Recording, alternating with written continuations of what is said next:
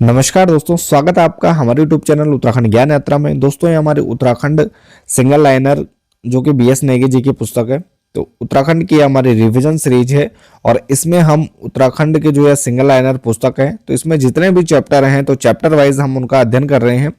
अब तक हम भाग 13 या हमारी वीडियो 13 तक हम पढ़ चुके हैं, जिसमें हमने उत्तराखंड के जो इसका प्रथम अध्याय है तो वहां से लेकर हमने 7 अध्यायों पर हम चर्चा कर चुके हैं।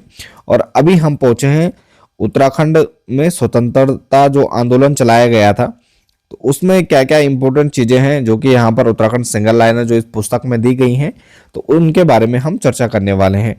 यह हमारी रिवीजन सीरीज है और इसमें हम डिटेल में नहीं जाएंगे, जितने भी यहाँ पर इंपॉर्टेंट चीजें हैं उनको एक रिवीजन की तरह लेंगे। तो चलिए प्रारंभ करते हैं स्वतंत्रता आंदोलन में उत्तराखंड की भूमिका, अध्याय 8।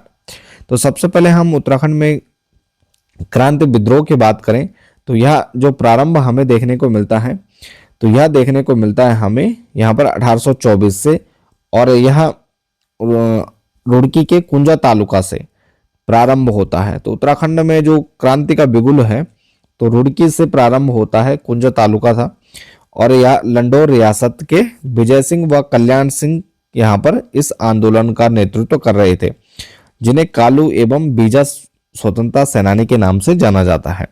तो 1824 से प्रारंभ होता है, कहां से? कुंजा तालुका रुड़की से, और यह लंडौर रियासत के अंतर्गत है, जहां पर कालू और बीजा क्या थे? स्वतंत्रता सेनानी के रूप में इनका नेतृत्व कर रहे थे।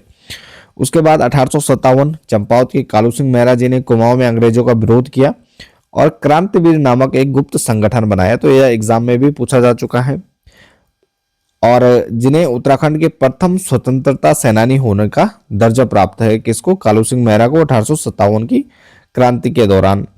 और क्रांतिवीर इनके द्वारा जो संगठन बनाया गया था उसका नाम है। कालू सिंह मेहरा को गुप्त संगठन चलाने के लिए अवध के नवाब वाजिद अली शाह ने प्रेरित किया था। तो प्रेरित किसने किया? क्रांतिवीर नामक गुप्त संगठन बनाने के लिए अंग्रेजों के खिलाफ विद्रोह के लिए। तो नवाब वाजिद अली शाह ये थे अवध के नवाब। कालू मेहरा के साथ क्रांतिकारी आनंद सिंह फर्त्याल और बिश्नाथ सिंह को फांसी दी जाती है। इसके अलावा 10 मई 1857 को जब प्रथम स्वतंत्रता संग्राम होता है तो इसकी शुरुआत मेरठ छावनी से होती है, जिसका नेतृत्व बख्त खां कर रहे थे। सितंबर 1857 में इसी क्रम में जब हम देखते हैं कि भारत में प्रथम स्वतंत्रता संग्राम प्रारंभ होता है, जो कि मेरठ छावनी से होता है। सितंबर 1857 में बरेली के नवाब रहते हैं खान बहादुर खां, तो की सेना यहाँ पर हल्द्वानी में आक्रमण कर कब्जा कर लेती है, लेकिन कुछ समय बाद यहाँ पर अंग्रेजों द्वारा पुनः यहाँ पर उनको परास्त कर पुनः कब्जा कर लिया जाता है। इसके अलावा कुमाऊं क्षेत्र के हल्द्वानी में 17 सितंबर 1857 को राज्य के लगभग 1000 क्रांतिकारियों द्वारा अधिकार कर लिया जाता है, जिसके बाद नैनीताल के फांसी गदेरा में यहाँ पर क्रांतिकारियों को फांसी की सजा दी जाती है। तो यानी वही क्रम कुमाऊं क्षेत्र के हल्द्वानी में, तो नैनीताल के हल्द्वानी में 17 सितंबर 1857 को पुनः क्या करते हैं, जो क्रांतिकारी रहते हैं 1000 क्रांतिकारियों के आसपास, तो यह पुनः कब्जा कर लेते हैं और फिर अंग्रेजों द्वारा पुनः उनको यहाँ पर परास्त किया जाता है और उसके बाद उनको फांसी गदेरे में क्रांतिकारियों को फांसी दी जाती है। इसके अलावा नाना साहेब या घोड़ू पंत तो जोगी के वेश में उत्तरकाशी में रह रहे थे, जो 1857 की क्रांति में क्या कर रहे थे? नाना साहेब क्या कर रहे थे? कानपुर से विद्रोह का नेतृत्व कर रहे थे। और 1870 में अल्मोड़ा में डिबेटिंग क्लब की स्थापना होती है 1870 में, और यह योजना बुद्धि बल्लभ पंत ने बनाई थी, जिसके यहाँ पर जो संरक्षक रहते हैं वह भीम सिंह रहते हैं। तो गठन होता है बुद्धि बल्लभ पंत के नेतृत्व में, और डिबेटिंग क्लब की 1870 में कहाँ पर होती है? अल्मोड़ा में, और संरक्षक कौन है? भीम सिंह। 1883 में अल्मोड़ा में बुद्धि बल्लभ पंत की अध्यक्षता में जो इलवर्ट बिल विवाद था, तो उसके समर्थन में एक सभा आयोजित की गई, और इस बिल का उद्देश्य न्यायिक सेवाओं से नस्ली भेदभाव को दूर करना था। तो इसका जो मुख्य उद्देश्य था यहाँ पर इस सभा का, तो न्यायिक सेवाओं से नस्ली जो भेदभाव है उसको दूर करने के लिए था। इसके अलावा देहरादून में राजनीतिक चेतना को जागृत करने का जो श्रेय है वह आर्य समाज को जाता है, और दयानंद सरस्वती द्वारा प्रथम बार 1854-55 में बद्रीनाथ की यात्रा पर ये आए थे। 1875 में मुंबई में आर्य समाज की स्थापना इनके द्वारा की गई थी। इसके अलावा उत्तराखंड में नैनीताल में देश का पहला आर्य समाज मंदिर बना। नैनीताल में देश का पहला आर्य समाज मंदिर तो ये बना नैनीताल में। इसकी स्थापना कहाँ की गई? तल्लीताल में 1875 में आर्य समाज में से विलीन कर दिया गया। इसके अलावा 1867 में यहाँ पर स्वामी दयानंद सरस्वती हरिद्वार में कुंभ मेले के अवसर पर पाखंड खंडनी पताका यहाँ पर उनके द्वारा फहराई जाती है। तो ये 1867 में कहाँ पर? हरिद्वार में कुंभ मेले में। क्रांतिकारी रास बिहारी बोस द्वारा फॉरेस्ट रिसर्च इंस्टीट्यूट यानी जो FRI है, तो देहरादून में एक कर्मचारी के रूप में ये नौकरी की थी इनके द्वारा। और 23 दिसंबर 1912 में लॉर्ड होर्डिंग पर ये बम फेंकने का असफल प्रयास करते हैं। तो इनके द्वारा यहाँ पर बम फेंका जाता है, जो कि इनका जो प्रयास रहता है वह असफल हो जाता है। 1886 में कांग्रेस कलकत्ता अधिवेशन में कुमाऊं क्षेत्र के यहाँ पर ज्वालादत्त जोशी सहित 2 लोगों ने भाग लिया था। तो 2 लोग ज्वालादत्त जोशी के सहित यहाँ पर 1886 में कांग्रेस में कलकत्ता अधिवेशन में भाग लेते हैं कांग्रेस के। गढ़वाल हितकार्य सभा की स्थापना अगस्त 1901 में होती है और जिसे गढ़वाल यूनियन के नाम से भी जाना जाता है। इसका जो गठन का श्रेय है वह तारादत्त गरोला को जाता है और यह एक पेशे से क्या थे? एक प्रसिद्ध वकील थे। तो गढ़वाल हितकार्य सभा अगस्त 1901 में और तारादत्त गरोला इसके गठन का श्रेय जाता है। इसका जो अन्य नाम था गढ़वाल यूनियन के नाम से भी इसे जाना जाता था। गढ़वाल यूनियन के तत्वावधान में पंडित रामशरण रतूड़ी ने नशा नाशनी सभा का स्थापना किया। तो नशा नाशनी सभा की स्थापना की पंडित रामशरण रतूड़ी और गढ़वाल यूनियन के तले। और धार्मिक विषयों पर जनमत जागृत करने का इनके द्वारा प्रयत्न किया गया। 1903 में अल्मोड़ा में गोविंद बल्लभ पंत, हरगोविंद पंत आदि के प्रयासों से क्या होता है? हैप्पी क्लब की स्थापना होती है। इसका जो उद्देश्य था तो नवयुवकों में राजनीतिक चेतना को जागृत करना था। 1903 में हैप्पी क्लब की स्थापना अल्मोड़ा में। 1906 में हरिराम त्रिपाठी ने वंदे मातरम का कुमाऊनी अनुवाद करते हैं। जय जय माई जन्मभूमि धन्य धन्य तुम। तो हरिराम त्रिपाठी द्वारा 1906 में वंदे मातरम का कुमाऊनी अनुवाद। गौरक्षणी सभा 1907 में स्थापना धनी राम शर्मा द्वारा और कहाँ की जाती है? कोटद्वार में। और गौवध के विरोध में जनमत तैयार करने का इनके द्वारा प्रयत्न किया गया। गौरक्षणी सभा 1907 कोटद्वार में। 1907 में ही मथुरा प्रसाद नैथानी ने गढ़वाल भ्रात मंडल की स्थापना की। यह भी एग्जाम में पूछा जा चुका है। मथुरा प्रसाद नैथानी ने 1907 में गढ़वाल भ्रात मंडल की स्थापना की। कहाँ की? लखनऊ में की। और गढ़वाल भ्रात मंडल की जो प्रथम बैठक है तो 1908 में यह कोटद्वार में होती है और इसकी अध्यक्षता करते हैं कुलानंद बर्थवाल जी। तो यहाँ पर ध्यान रखना है, स्थापना उत्तराखंड से बाहर हो रही है, लखनऊ में हो रही है गढ़वाल भ्रात मंडल की मथुरा प्रसाद नैथानी के द्वारा। और इसकी प्रथम बैठक कहाँ हो रही है? पौड़ी के कोटद्वार में, अध्यक्षता कुलानंद बर्थवाल द्वारा। 1907 में ही हुक्का क्लब की स्थापना होती है और क्लब के संस्थापक चिरंजी लाल शाह, गोविंद लाल शाह, किशन लाल शाह व अन्य व्यक्ति इसमें सम्मिलित थे। इसके अलावा अल्मोड़ा में कांग्रेस की स्थापना 1912 में होती है, जिसमें ज्वालादत्त जोशी, सदानंद सनवाल आदि के प्रयासों से यहाँ पर अल्मोड़ा में कांग्रेस की स्थापना होती है 1912। 1913 में स्वामी सत्यदेव परिव्राजक अमेरिका भ्रमण के बाद अल्मोड़ा आए और इनके द्वारा यहाँ पर शुद्ध साहित्य समिति की स्थापना की गई। 1913 शुद्ध साहित्य समिति किसके द्वारा की गई? स्वामी सत्यदेव परिव्राजक के द्वारा। कहाँ की गई? अल्मोड़ा में। पौड़ी गढ़वाल के दुगड्डा में स्टोवल प्रेस की स्थापना की गई। दुगड्डा में स्टोवल प्रेस। गढ़वाल क्षेत्र में प्रथम जाति आधारित संस्था थी सरोल सभा। इसकी स्थापना करते हैं तारादत्त गरोला 1904 में। तो सरोल सभा की स्थापना 1904 तारादत्त गरोला द्वारा गढ़वाल क्षेत्र में। प्रथम विश्व युद्ध में कुल 5 विक्टोरिया क्रॉस, 10 मिलिट्री क्रॉस भारतीय सेनाओं को मिलता है, जिसमें 4 गढ़वाली हमारे सैनिक थे। इसके बाद होम रूल लीग की बात करें तो 1914 में यहाँ पर होम रूल लीग चलाया जाता है राज्य में। मोहन जोशी, चिरंजी लाल, बद्रीदत्त पांडे आदि नेताओं ने अल्मोड़ा में होम रूल लीग की एक शाखा खोली, लेकिन यह तथ्य संगत प्रतीत नहीं होती है। 28 अप्रैल 1916 को बंबई में होम रूल लीग की शुरुआत बाल गंगाधर तिलक ने की।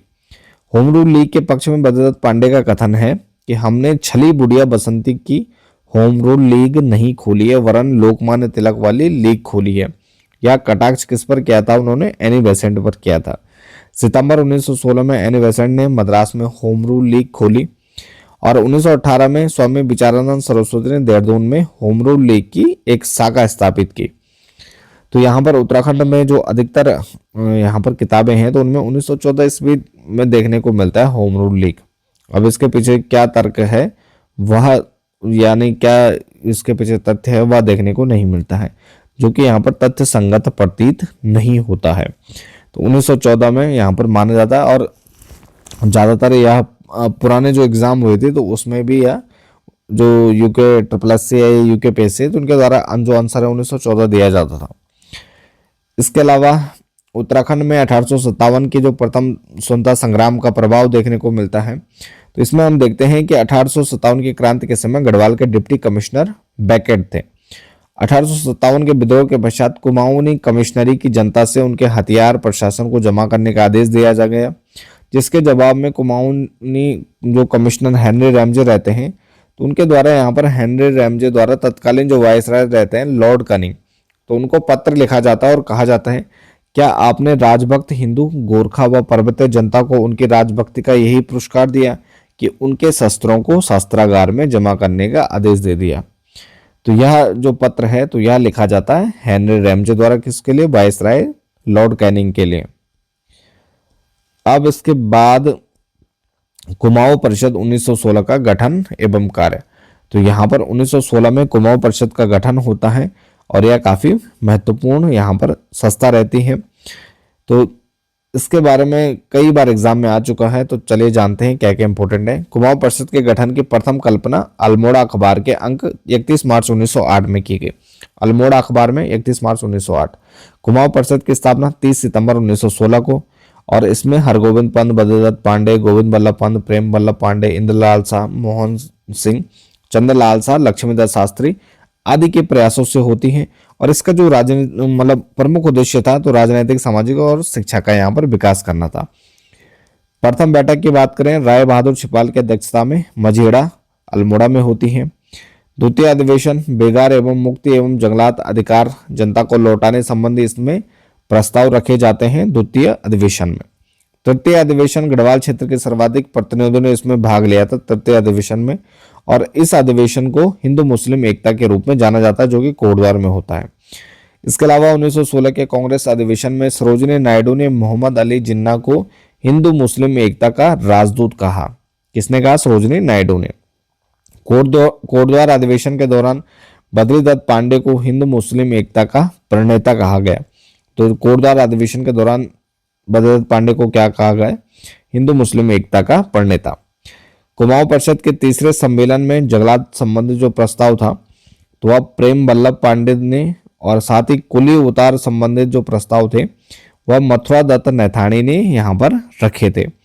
तो तीसरे सम्मेलन में जंगलात संबंधित प्रस्ताव प्रेम बल्लभ पांडे और कुली उतार संबंधित प्रस्ताव मथुरा दत्त नैथानी ने। 1919 में कुमाऊं परिषद का नेतृत्व गरम दल के विचारधारा के लोगों के पास चला गया, और कुमाऊं परिषद के चौथे अधिवेशन 1920 में होता है। असहयोग आंदोलन पर चर्चा की जाती है, साथ ही अधिवेशन की समाप्ति पर बद्रीदत्त पांडे की अध्यक्षता में, तो यानी बद्रीदत्त पांडे की अध्यक्षता में शिष्टमंडल क्या करता है? गांधी जी से मिलने जाता है। और नागपुर कांग्रेस अधिवेशन में जहां शिष्टमंडली ने स्वामी सत्यदेव को कुली बेगार आंदोलन के लिए बागेश्वर में आमंत्रित किया था। तो स्वामी सत्यदेव को कुली बेगार आंदोलन के लिए आमंत्रित करते हैं बागेश्वर में। कुमाऊं परिषद का चौथा अधिवेशन जंगलात समस्या व बेगार प्रथा को समाप्त करने के इसमें प्रस्ताव रखे जाते हैं। इसके अलावा 1926 में जो यह कुमाऊं परिषद बनी थी तो इसका विलय हो जाता है कांग्रेस में। और इनके अधिवेशनों की हम बात करें, कई बार एग्जाम में डायरेक्ट पूछे जाते हैं। प्रथम अधिवेशन सितंबर 1917 अल्मोड़ा में होता है। अध्यक्ष कौन है? जयदत्त जोशी बनते हैं। द्वितीय 24-25 दिसंबर 1918 हल्द्वानी में तारादत्त गैरोला की अध्यक्षता में किया जा गया। तृतीय 22 से 24 अक्टूबर 1919 में, और यह होता है कोटद्वार में। राय बहादुर बद्रीदत्त जोशी इसका नेतृत्व करता है या उनके अध्यक्षता में किया जाता है। चौथा अधिवेशन होता है 21 से 23 दिसंबर 1920 काशीपुर में हरगोविंद पंत के नेतृत्व में। पंचम होता है 1923 में टनकपुर में बद्रीदत्त पांडे के अध्यक्षता में।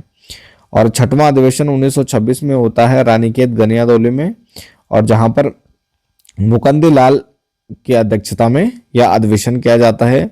और 1926 में ही जो यह कुमाऊं परिषद थी तो यह कांग्रेस में विलय हो जाता है। इसके बाद यहाँ पर उत्तराखंड में स्वतंत्रता आंदोलन में भागीदारी। बद्रीदत्त पांडे तिलक जी से प्रथम बार यह 1905 में बनारस कांग्रेस अधिवेशन में मिले और उसके बाद 1916 में लखनऊ कांग्रेस में मिलते हैं। तीसरी बार यह 1917 में कलकत्ता में मिलते हैं और फिर उन्होंने कहा कि महाराज मैं कुमाऊं पर्वत से आया हूं और अल्मोड़ा आने को कहा। इन्होंने अल्मोड़ा आने का न्योता दिया। चौथी बार ये अमृतसर कांग्रेस में मिलने के बाद पांडे जी ने कहा था कि मेरी चार धाम की यात्रा पूरी हो गई है। तो अमृतसर कांग्रेस में यानी वो तिलक से जब 4 बार मिलते हैं तो कहते हैं मेरी 4 धाम की यात्रा पूर्ण हो गई है। तो पहली बार बनारस में, दूसरी बार लखनऊ में, तीसरी बार कलकत्ता में और चौथी बार अमृतसर में या मिलते हैं। नागरी प्रचारणी की एक शाखा के रूप में 1914 ईस्वी में काशीपुर में गोविंद बल्लभ पंत ने प्रेम सभा की स्थापना की थी। कब की थी? 1914 में। कहाँ की थी? ये काशीपुर में। और किसने की थी? गोविंद बल्लभ पंत जी ने। फरवरी 1914 में तत्कालीन सभी सभाओं व समाचार पत्रों को एकीकरण करने के प्रश्न पर दुगड्डा में एकता सम्मेलन होता है और जिसमें गढ़वाल सभा के गठन का प्रस्ताव यहाँ पर पारित किया जाता है। 1918 में काशीपुर में गोविंद बल्लभ पंत ने खद्दर आश्रम की स्थापना की। 1918 काशीपुर में। कुमाऊं परिषद की सिफारिश पर नायक सुधार आंदोलन के लिए नायक सुधार समिति का गठन होता है या स्थापना होती है, जिसकी प्रथम बैठक 1919 में नैनीताल में की जाती है। इसके अलावा बैरिस्टर मुकंदीलाल व अनुसुईया प्रसाद बोगड़ा के प्रयासों से गढ़वाल कांग्रेस कमेटी का गठन 1918 में होता है। तो यहाँ पर कुमाऊं कांग्रेस 1912 और गढ़वाल कांग्रेस कमेटी 1918 में स्थापित होती है। रोलेट एक्ट के विरोध में 6 अप्रैल 1919 को काशीपुर में और 7 अप्रैल 1919 को अल्मोड़ा में हड़ताल होती है। और 1919 में अमृतसर अधिवेशन में भाग लेने वाले उत्तराखंड के मुकंदीलाल, बद्रीदत्त पांडे और अनुसुईया प्रसाद व मोहन सिंह मेहता थे। तो ये 1919 में अमृतसर जो कांग्रेस का अधिवेशन था तो उसमें प्रतिभाग करते हैं। जलियांवाला बाग में आयोजित सभा 26 दिसंबर 1919 को बद्रीदत्त पांडे ने इसमें भाषण दिया था। जोत सिंह नेगी व प्रताप सिंह नेगी के प्रयासों से 1919 में क्षत्रिय सभा की स्थापना की गई। 1919 में क्षत्रिय सभा। कुली बेगार विरोधी पहली घटना चामी कत्यूर में होती है। उसके बाद फिर 1 जनवरी 1921 को चामी गांव के हरु मंदिर में जहां सभा में कुली उतार न देने की शपथ ली गई और उत्तरायणी मेले में पर्वतीय जनता को इस आंदोलन में भाग लेने को कहा गया। तो यानी 1 जनवरी 1921 में चामी गांव में हरु मंदिर में जहां कुली उतार न देने की शपथ ली जाती है और यह घटना कहाँ हुई थी? कत्यूर में। और यह कुली बेगार विरोधी पहली घटना थी। स्वतंत्रता सेनानी, भारत का सच्चा सपूत कहा जाता है राम सिंह धोनी को। कुर्मांचल केसरी बद्रीदत्त पांडे। लोक नायक कहा जाता है हरगोविंद पंत को। काली कुमाऊं का शेर कहा जाता है हर्षदेव बोली को। और गढ़ केसरी कहा जाता है अनुसुईया प्रसाद बोगड़ा को। अब इसके बाद कुली बेगार आंदोलन काफी महत्वपूर्ण आंदोलन है और बेगार प्रथा ब्रिटिश कुमाऊं में 1815 से 1921 तक यह रही। कमिश्नर ट्रेल ने कुली बेगार प्रथा को खत्म करने के लिए 1822 में खच्चर सेना को विकसित किया था। खच्चर सेना 1822 में किसके काल में? कमिश्नर ट्रेल के। और 1844 में अंग्रेज यात्री पिलग्रिम को सोमेश्वर से अल्मोड़ा के बीच कोई कुली नहीं मिला था। 1857 में रैमजे ने कुली काम में जेल के जो कैदी थे उनको यहाँ पर लगाते हैं 1857 में रैमजे। 1903 में जब लॉर्ड कर्जन अल्मोड़ा से गढ़वाल जा रहे थे तब गौरीदत्त बिष्ट ने उन्हें कुली बेगार के बारे में बताया था। लॉर्ड कर्जन को बताया था अल्मोड़ा से गढ़वाल जाते हुए गौरीदत्त बिष्ट ने 1903 में। 1908 में जोत सिंह नेगी ने कुली एजेंसी की स्थापना की। तो 1908 जोत सिंह नेगी कुली एजेंसी की स्थापना और जिसका नाम क्या रखा गया? Transport and power supply cooperative association. तो जोत सिंह नेगी द्वारा कुली एजेंसी की स्थापना 1908। और यह जो स्थापित कुली एजेंसी का मुख्यालय कहाँ बनाया गया? पौड़ी बनाया गया। कुली एजेंसी के संचालन के लिए भी एक समिति बनाई जाती है जिसका नेतृत्व कौन करते हैं? तारादत्त गैरोला जी करते हैं। और 1913 तक गढ़वाल में कुल 10 कुली एजेंसियां थी। तो कितनी थी? 10 कुली एजेंसियां थी। कुमाऊं मंडल में कुली उतार कुली बेगार के विरुद्ध सर्वप्रथम आंदोलन अल्मोड़ा के खबेड़ी गांव से होता है। और इसके अलावा 13-14 जनवरी 1921 में यहाँ पर जो प्रमुख आंदोलन है 13-14 जनवरी 1921 पंडित हरगोविंद पंत, बद्रीदत्त पांडे, चिरंजी लाल आदि के नेतृत्व में बागेश्वर के सरयू नदी के तट पर उत्तरायणी मेले में 40,000 स्वतंत्रता सेनानी कुली बेगार न करने की शपथ लेते हैं और जो सारे रजिस्टर रहते हैं वह नदी में बहा दिए जाते हैं। स्वामी सत्यदेव उत्तराखंड में कुली बेगार विरोधी आंदोलन को असहयोग आंदोलन की प्रथम ईंट कहा। तो स्वामी सत्यदेव ने क्या कहा, उत्तराखंड का जो कुली बेगार आंदोलन क्या है, वह क्या है, असहयोग आंदोलन की प्रथम ईंट है। जबकि महात्मा गांधी ने रक्तहीन क्रांति की संज्ञा दी थी। तो महात्मा गांधी ने क्या कहा इसे, रक्तहीन क्रांति। कुली बेगार के समय डिप्टी कमिश्नर डायबिल थे। इनके द्वारा जनता पर गोले चलाना चाहते थे, लेकिन बद्रीदत्त पांडे ने धाड़ के साथ कहा था, कमिश्नर साहब कितनी गोलियां चलाओगे तुम। तो इसके बाद कुली बेगार के संबंध में 30 जनवरी 1921 में जब एक चमेठा खाल में एक बैठक हुई जिसकी अध्यक्षता किसने की, मुकंदी लाल के द्वारा की जाती है। मार्च 1921 में मोहन सिंह मेहता को गिरफ्तार किया जाता है, जो कि कुमाऊं क्षेत्र के प्रथम क्या थी, राजनीतिक गिरफ्तारी थी। उन्हें 9 माह की सजा होती है मार्च 1921 में मोहन सिंह मेहता को। दिसंबर 1921 में गढ़वाल कांग्रेस कमेटी में कार्यकर्ताओं की दुगड्डा में आयोजित बैठक की अध्यक्षता किसने की, पुरुषोत्तम दास टंडन ने, जिसमें कुली बेगार न दिए जाने की मांग को दोहराया जाता है। 1922 में स्वामी विचारानंद सरस्वती ने देहरादून से अभय नामक साप्ताहिक जो पत्रिका थी तो उसका यहाँ पर प्रकाशन किया था। इसके बाद है उत्तराखंड में स्वराज दल का प्रतिनिधित्व। 1921 में विधान परिषद प्रतिनिधि भेजे जाने का अधिकार कुमाऊं कमिश्नरी को प्राप्त होता है। 1921 में तो विधान परिषद में प्रतिनिधि भेजने का अधिकार 1921 में ही 3 निर्विरोध प्रतिनिधि विधान परिषद यहाँ पर भेजे जाते हैं, जिसमें अल्मोड़ा से कुंवर आनंद सिंह, नैनीताल से नारायण दत्त हिंदुवाल और ब्रिटिश गढ़वाल से जोत सिंह नेगी को यहाँ पर भेजा जाता है। मुकंदी लाल ने 1926 में स्वराज दल के टिकट पर एक गढ़वाल से चुनाव जीते थे और मुकंदी लाल स्वराज पार्टी के क्या थे, अग्रणी नेता थे। इसके बाद यहाँ पर पंडित जीबी पंत 1923 में स्वराज पार्टी के टिकट पर नैनीताल जनपद में संयुक्त प्रांत की विधान परिषद के सदस्य ये निर्वाचित होते हैं। संयुक्त प्रांत की जो प्रांतीय विधायिका है तो फरवरी 1928 में मुकंदी लाल द्वारा साइमन कमिश्नर के बहिष्कार का प्रस्ताव रखा जाता है और इसका अनुमोदन बद्रीदत्त पांडे करते हैं। कब रखा जाता है, फरवरी 1928 में संयुक्त प्रांत की प्रांतीय विधायिका में। सल्ट में साइमन कमिश्नर का विरोध हरगोविंद पंत के नेतृत्व में होता है।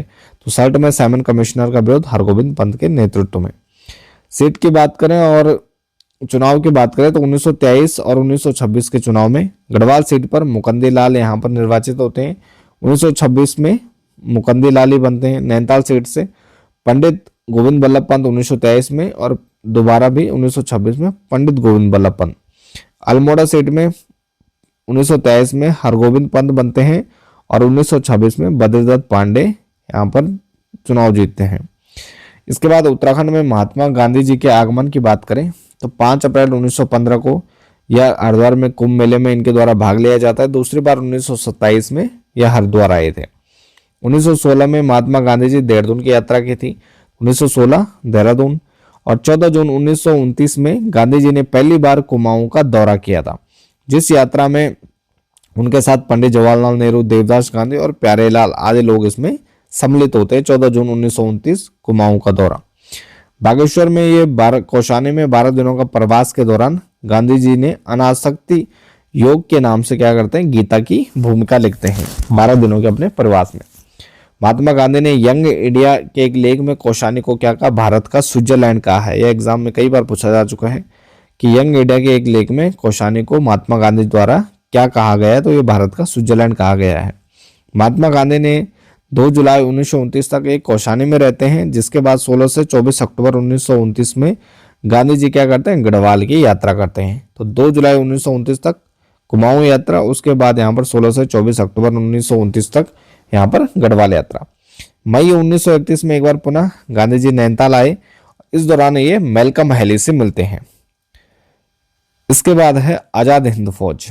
तो आजाद हिंद फौज की बात करें 1941 में कैप्टन मोहन सिंह ने किया था इनका गठन।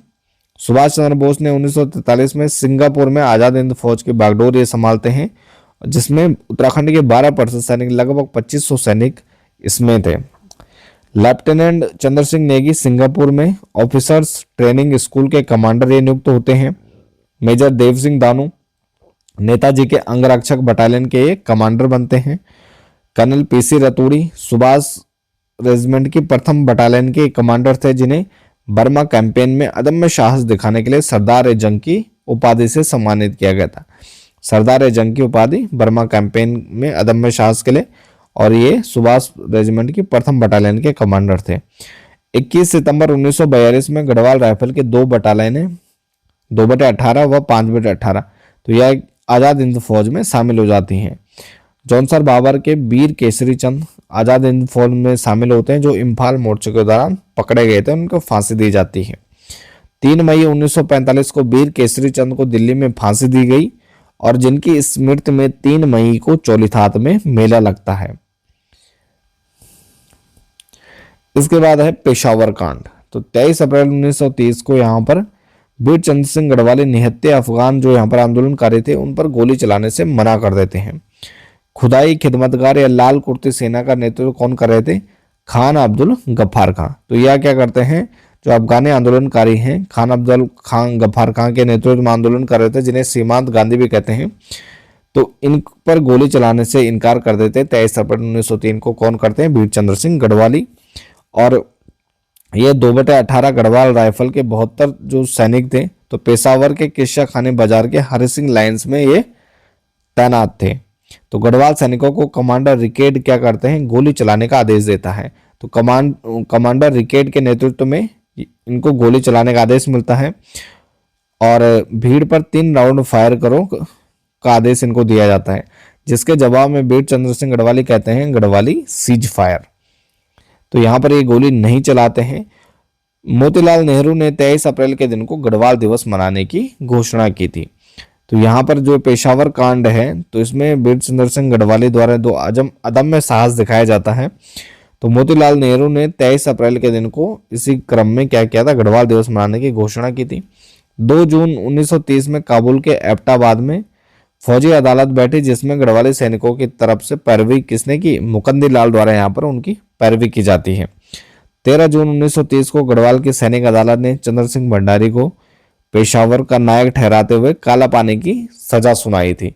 और पेशावर कांड के सैनिक जिन्हें कारावास की सजा सुनाई, उन्होंने प्रमुख चंद्र सिंह गढ़वाली, उमराव सिंह रावत, केसर सिंह रावत, सतेज सिंह रावत, आनंद सिंह रावत, भगवान सिंह रावत, जोत सिंह बिष्ट आदि इसमें प्रमुख थे, जिन्हें यहाँ पर कारावास की सजा सुनाई गई थी। इसके बाद दांडी मार्च व नमक आंदोलन। तो 12 मार्च 1930 को गांधी जी ने साबरमती आश्रम से दांडी तक यहाँ पर पैदल यात्रा प्रारंभ करते हैं। 12 मार्च 1930 को दांडी मार्च के 78 सत्याग्रह में से 3 क्या थे? ये उत्तराखंड से थे, जिसमें ज्योतिराव कांडपाल, भैरव जोशी और वीर खड़ग बहादुर, ये क्या थे? 3 लोग उत्तराखंड से इसमें शामिल थे। 5 अप्रैल 1930 को गांधी जी दांडी पहुंचते हैं, और 6 अप्रैल 1930 को ये स्वयं क्या करते हैं? नमक बनाते हैं और नमक कानून को तोड़ते हैं। सबने अवज्ञा आंदोलन की शुरुआत यहाँ से प्रारंभ होती है। गांधी जी ने दांडी में 24 दिनों में 241 मील की यात्रा ये पूरी करते हैं। सरोजिनी नायडू के नेतृत्व में गुजरात के धरासणा नामक जो नमक डिपो था, तो यहाँ पर धरना दिया गया, जिसमें ज्योतिराम कांडपाल द्वारा भाग लिया जाता है। ज्योतिराम कांडपाल ने देघाट में उद्योग मंदिर की स्थापना की, और जिन्हें गांधी जी ने 100 रुपये ये माहवार ये क्या करते थे? 100 रुपये माहवार के लिए देते थे। कुमाऊं में नमक सत्याग्रह का नेतृत्व गोविंद बल्लभ पंत ने किया, और गढ़वाल में प्रताप सिंह ने की। तो नमक सत्याग्रह का नेतृत्व कुमाऊं में गोविंद बल्लभ पंत और गढ़वाल में प्रताप सिंह ने की। इसके बाद है सविनय अवज्ञा आंदोलन। तो 23 मई 1930 को गोविंद बल्लभ पंत ने मल्ली ताल के रामलीला मैदान में 25 मई को नमक बनाने की घोषणा ये करते हैं। दूसरे दिन गिरफ्तार के बाद इंद्र सिंह नयाल ने नमक बनाकर ये बेचते हैं। 27 मई 1930 को नैनीताल में बद्रीदत्त पांडे ने नमक बेचा था। 27 मई 1930 नैनीताल में बद्रीदत्त पांडे द्वारा। अल्मोड़ा में नमक सत्याग्रह के समय झंडा सत्याग्रह हुआ, और 4 मई 1930 को अल्मोड़ा के नंदा देवी प्रांगण में विक्टर मोहन जोशी के नेतृत्व में विशाल सभा का यहाँ पर आयोजन होता है।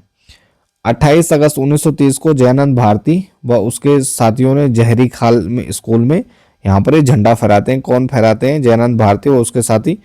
28 अगस्त 1930 को सविनय अवज्ञा आंदोलन में सर्वाधिक हिस्सेदारी अल्मोड़ा के सल्ट क्षेत्र की थी, जहां प्रत्येक गांव में तिरंगा फहराया जाता है। सविनय अवज्ञा आंदोलन में गढ़वाल में आंदोलन का गढ़ था वह दुगड्डा बन गया और कांग्रेस के 1929 लाहौर अधिवेशन में गढ़वाल से यहाँ पर जो लाहौर अधिवेशन होता है आईएनसी का 1929 का, तो इसमें प्रताप सिंह नेगी, कृपाराम मिश्र, रामप्रसाद नौटियाल और जगमोहन नेगी आदि नेता इसमें भाग लेते हैं। 30 मई 1930 को दुगड्डा में गढ़वाल का प्रथम राजनीतिक यहाँ पर सम्मेलन आयोजित होता है। 30 मई 1930 कहाँ, दुगड्डा में। और इसके उद्घाटन के लिए पंडित गोविंद बल्लभ पंत को बुलाया गया, लेकिन नमक सत्याग्रह के कारण जेल में बंद होने के कारण उनके स्थान पर कौन आते हैं, हरगोविंद पंत आते हैं। सविनय अयोग्य आंदोलन को अंतिम रूप देने के लिए पौड़ी के गढ़वाल के कोट सितौंसू में कांग्रेस का सम्मेलन जून 1930 में होता है, जो कि हरगोविंद पंत की अध्यक्षता में संपन्न होता है। इसके अलावा चमोली जनपद में सविनय अवज्ञा सत्याग्रह संचालित करने की बागडोर किसके पास थी, रामप्रसाद नौटियाल के सौंपी गई और उनका एक दल सत्याग्रह का प्रचार करते हुए बद्रीनाथ पहुंचा और बद्रीनाथ मंदिर में तिरंगा फहराया। पौड़ी जेल में 1930 में डिप्टी कमिश्नर इबर्टसन ने अनुसुईया प्रसाद बोगड़ा के साथ दुर्व्यवहार किया और गढ़वाल में कमिश्नर का ये विरोध होने लगा। तब कमिश्नर ने कांग्रेस कार्यकर्ताओं में दमनात्मक कार्रवाई शुरू की, जिसे इबर्टसन कांड के रूप में जाना जाता है। तो यहाँ पर 1930 में डिप्टी कमिश्नर इबर्टसन द्वारा किसके यहाँ पर अनुसुईया प्रसाद बोगड़ा के साथ दुर्व्यवहार किया जाता है और इसी का जो विरोध यहाँ पर किया गया उसको इबर्टसन कांड कहा जाता है। कब होता है, 1930। पौड़ी के यमकेश्वर क्षेत्र में कांग्रेस सत्याग्रह में प्रमुख योगदान जगमोहन सिंह नेगी का रहा। गढ़वाल में सविनय अवज्ञा आंदोलन के समय भूमि पर लगान न देने का कार्यक्रम या लगानबंदी का कार्यक्रम गुजरू क्षेत्र के कृषकों के सहयोग से रामप्रसाद नौटियाल ने चलाया। किसने चलाया, रामप्रसाद नौटियाल ने। और सविनय अवज्ञा आंदोलन में भाग लेने वाले स्वतंत्रता सेनानी अनुसुईया प्रसाद बोगड़ा, सुदेव सुमन, कृपाराम मिश्र, मनहर, जगमोहन सिंह, जयानंद भारती, जोत सिंह नेगी, बलदेव सिंह आर्य, रामप्रसाद नौटियाल, भक्तदर्शन कहते आदि प्रमुख थे। क्रांतिकारी आंदोलन में उत्तराखंड की भूमिका। तो क्रांतिकारी आंदोलन में भाग लेने वाले भवानी सिंह रावत, इंद्र सिंह गढ़वाली और बच्चू लाल का भट्ट का संबंध कहाँ, गढ़वाल से था। चंद्रशेखर आजाद द्वारा गठित जो हिंदुस्तान सोशलिस्ट रिपब्लिक एसोसिएशन था यानी HSRA, तो 1928 में इसके सदस्य बनते हैं भवानी सिंह। 1929 में चंद्रशेखर आजाद अपने साथी यशपाल एवं भवानी सिंह रावत के साथ दिल्ली के निजामुद्दीन रेलवे स्टेशन के निकट वायसराय के सैल्यून पर इनके द्वारा बम फेंका जाता है, जिसको वायसराय बम कांड के नाम से जाना जाता है। चंद्रशेखर आजाद एवं भवानी सिंह रावत समेत अन्य साथी दिल्ली के चांदनी चौक में गड़ोदिया स्टोर को लूटने के बाद इनके द्वारा हथियार खरीदे थे, जिनके प्रशिक्षण के लिए क्या करते हैं, 1930 में ये गढ़वाल आते हैं। इंद्र सिंह गढ़वाली का जन्म टेरी में होता है, जिन्हें नौजवान भारत सभा ने एक क्रांतिकारी टुकड़ी का संचालक बनाकर दक्षिण भारत भेजा था, जहां मद्रास में इंद्र सिंह प्रेम प्रकाश मुनि के नाम से साधु के भेष में ये रहने लगे थे। Indra Singh Garhwali Hindustan socialist Republican association के ये सदस्य थे और 1933 में मद्रास बम कांड जो होता है तो उसमें पकड़े जाने पर इनको 20 साल की कालापानी की सजा होती है। इसके बाद क्रांतिकारी बच्चूलाल भट्ट का जन्म लैंसडाउन में होता है, जिन्हें शंभुनाथ आजाद ने नौजवान भारत सभा का सदस्य बनाया था।